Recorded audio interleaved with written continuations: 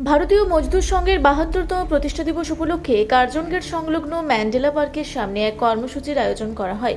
১৯৫৫ সালে ২৩শে জুলাই প্রতিষ্ঠিত এই ঐতিহ্যবাহী শ্রমিক সংগঠনের প্রতিষ্ঠা দিবস পালন করতে শহরের বিভিন্ন প্রান্ত থেকে ৩টি বিশাল মিছিল এসে সমবেত হয়। হাসপাতাল, বীরহাটা এবং স্টেশন এলাকা থেকে এই মিছিলগুলি কার্জন গেটে এসে পৌঁছায়। অনুষ্ঠানে উপস্থিত সংগঠনের প্রতিনিধি জানান, এই কর্মসূচি কোনো আন্দোলন নয়, বরং সংগঠনের দীর্ঘ পথ চলা এবং প্রতিষ্ঠা দিবস উপলক্ষে কর্মীদের উদ্দেশ্যে বিশেষ বার্তা দেওয়ার জন্য এই আয়োজন। বর্তমান সরকার ক্ষমতায় আসার পর আশাকর্মী বোনদের ন্যূনতম সম্মানজনক ভাতা বা পাওনা প্রদানে গুরুত্ব দেওয়া হয়েছে এবং না চাইতেই ৫,২০০ টাকা সুনিশ্চিত করা হয়েছে। শালগ্রাম কোম্পানি সহ বিভিন্ন স্থানে ২০২১ সাল থেকে রাজনৈতিক কারণে কাজ হারানো কর্মীদের আইনি ও পদ্ধতিগত প্রক্রিয়ার মাধ্যমে ১ জুলাই থেকে কাজে ফেরানো সম্ভব হয়েছে। ভারতীয় মজদুর সংঘ কোনো রাজনৈতিক দলের অধীনে বা নির্দেশে চলে না। এটি একটি সম্পূর্ণ অরাজনৈতিক শ্রমিক সংগঠন। এখানে যে কোনো রাজনৈতিক মতাদর্শের মানুষ যুক্ত হতে পারেন, তবে ব্যক্তিগত স্বার্থ, ধান্দাবাজি বা মস্তানি বরদাস্ত করা হবে না। এদিনের কর্মসূচিতে বিপুল সংখ্যক কর্মী সমর্থক উপস্থিত ছিলেন এবং সংগঠনের আদর্শ বজায় রেখে শ্রমিক স্বার্থে কাজ করে যাওয়ার অঙ্গীকার ব্যক্ত করা হয়। মজদুর সংঘের ৭২তম প্রতিষ্ঠা দিবস ১৯৫৫ সনের ২৩শে জুলাই ভারতীয় মজদুর সংঘের প্রতিষ্ঠা হয়। আজকে তার ৭২তম প্রতিষ্ঠা দিবসে আমরা কার্জন গেটে ম্যান্ডেলা পার্কের সামনে আমরা প্রতিষ্ঠা দিবস পালন করছি। কিভাবে করলেন? কোথায় কোথায় মিছিল হলো? আমাদের 3টে মিছিল এসছে। একটা মিছিল এসছে আমাদের হাসপাতাল থেকে, একটা এসছে বিরাটা থেকে, আর একটা স্টেশন থেকে। কি আন্দোলনটা করছেন আপনারা? কি বলতে চাইছেন? আজকে আন্দোলন ঠিক নয়, আজকে হচ্ছে প্রতিষ্ঠা দিবস সম্বন্ধে কিছু সূচনা দেওয়া। কারণ আপনারা দেখেছেন বিগত যে সরকারে যাওয়ার পরে মাত্র 2 মাসের শিশুর সরকার এখন দুধ খাচ্ছে বাটিতে। তো সেই তুলনায় আমার আশাকর্মী দিদিভাই শুনতে পেয়েছেন বিএমএস কীভাবে কাজ করে। তো ওনারা আশাকর্মীরা মিনিমাম সম্মানটুকু পেতেন না। আমরা সরকার আসার পরে উনি নিজেই বলেন ৫,২০০ টাকা কিন্তু না চাওয়ার আগেই পেয়ে গেছে। বিএমএস প্রথম থেকে ওনাদের সঙ্গে ছিল, আছে, থাকবে। শালগ্রাম কোম্পানি থেকে আমাদের দাদা এই যে যেরকম ওনারা কিন্তু এখনো সদস্য পাননি, বিএমএস এর সদস্য হয়নি। আমরা যখন খবর পেলাম ওই বেল্টে 2021-এ আমাদের বিজেপি করার অপরাধে এই কর্মীদেরকে ওরা বের করে দেয়। তো আমরা চাইলে 5ই মেও আমরা কিন্তু প্রবেশ করাতে পারতাম, কিন্তু আমরা রাষ্ট্রবাদী সরকার রয়েছে, বিএমএস এর নিজস্ব গঠনতন্ত্র রয়েছে। আমরা তাদের সঙ্গে পদ্ধতিগতভাবে চিঠি চাপাটি করার পর 1 জুলাই ওনারা কিন্তু কাজটা ফিরে পেয়েছে। এবং HMB-তে মনে হয় কালকে 12 জন জয়েন করবে। সেখানে কেউ টিএমসি সমর্থক আছে, কেউ বামপন্থীও আছে। অর্থাৎ বিএমএস কিন্তু কোনো রং দেখে কাজ করে না। বিগত সরকার কেউ টিএমসি অযোগ্য করেছে ভয়ে, কেউ করেছে পেশাগত কারণে, কেউ করেছে সম্মান বাঁচানোর জন্য, কেউ করেছে ধান্দার জন্য, মাস্তানির জন্য। ধান্দা মাস্তানির জন্য তাদেরকে কিন্তু আমরা কোনো রকম টলারেট করবো না, সাহায্য করবো না। বিএমএস কাজ করে, বিএমএস বিশ্বের অরাজনৈতিক সংগঠন, সে কোনো রাজনৈতিক দল দ্বারা পরিচালিত হয় না, রাজনৈতিক দল কমান্ড করে না, হুইপ করে না, করতে পারে না।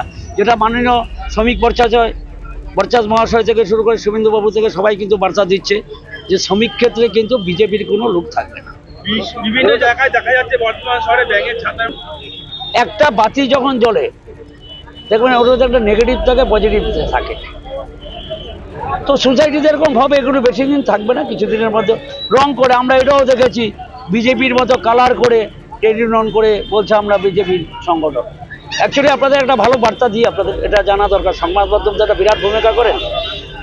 দেখুন আপনারা এখানে ধরুন এখানে কোনো একটা ফ্যাক্টরি, 9 জন লোক আছে, 9 জন লোক গেলে দাদা একটু প্লিজ লাইমলাইটে আর মুখ দেখাও, কথা বলতে দাও না, আমাদের চলে না, মুখ দেখা যাবে না। যদি বলতে পারো তোমরা এসে বলতে পারো, অসুবিধা নেই। বিষয়টা হচ্ছে গিয়ে কোন জায়গাটা আমি লিঙ্কটা হারিয়ে পেলাম, কি বলছিলাম বলুন। বিভিন্ন জায়গায় যে ব্যাঙ্গের মতো ছাতার মতো গজাচ্ছে, আমি বলি এখানে কোনো একটা ফ্যাক্টরিতে 9 জন কার্যকর্তা কর্মী রয়েছে। ওনারা কি করবে, ফর্মে কন্ট্রিবিউশন 4টে খাতা মেনটেন করতে হবে। এমএলএ বা লোকাল প্রশাসনের কাছ থেকে ওরা যে পেশায় কাজ করে গিয়ে আমাদের কলকাতা হাইকোর্টের পাশে ট্রেড ইউনিয়ন অফিস আছে, সেখানে ওরা রেজিস্ট্রেশন 1926 সনের অ্যাক্টে বিবিধ নিয়ম মানন করে করতেই পারে। এরকম করে কিছু স্বার্থান্বেষী মহল কোনোটা উইংস থেকে এরকম করে ইউনিয়ন গঠন করছে, ট্রেড ইউনিয়ন একটা গঠন করছে, ওইটা ঠিক, ওই অবধি ঠিক আছে। তো বাকি যেটা কালার রং যেটা দিচ্ছে ভারতীয় মজদুর সংঘের সংগঠন বলে, এটা কিন্তু আবার আমি সেটা বলছি, আপনারাও জানেন বিজেপির কোনো শ্রমিক সংগঠন হয় না, বিজেপির কোনো ছাত্র সংগঠন হয় না, বিজেপির কোনো শিক্ষক সংগঠন হয় না। আপনারা দেখেছেন যে বিগত দিন যে সরকার ছিল টিএমসি সরকারের, যখন কোনো মিছিল বেরোতো আইএনটিটিসি ফ্ল্যাগ নিয়ে দৌড়াতো, টিএমসিপি ওই ফ্ল্যাগ নিয়ে দৌড়াতো ওদের মিছিলে, নিয়ন্ত্রণ কোথায় কালীঘাট।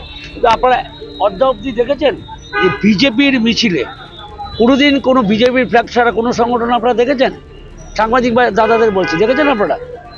নেই। কেন বলুন তো? বিজেপির কোনো পথ সংগঠন নেই। পরিবহনের নামে এই জায়গাটা এখনো আমাদের কাছে যেটুকু খবর আছে, ওদের এফিলিয়েশন বিএমএস এর, আপনারা দেখবেন লেখা আছে যত জায়গায় পথ পরিবহন এফিলিয়েটেড বাই বিএমএস। অর্থাৎ যেমন বিজেপির যেমন যুব মোর্চা আছে, মহিলা মোর্চা আছে, বিজেপির তফসিলি মোর্চা আছে, এইরকম মোর্চাগুলো ওদেরকে নিয়ন্ত্রণ কে করে? জেলা বিজেপি থেকে।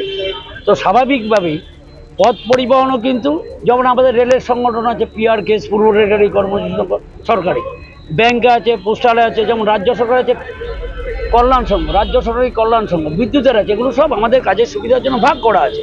কিন্তু পথ পরিবহনে আমার কাছে যতটুকু তথ্য আছে 18/6 এই কমিটিগুলোকে ডিসলভ করে দেওয়া হয়েছে।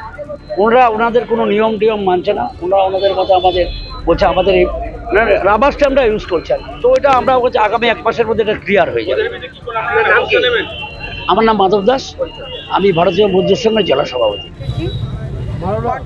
পূর্বতন সরকারের কাছে বারংবার আবেদন করার পরও সেভাবে সম্মান আমরা কখনোই পাইনি।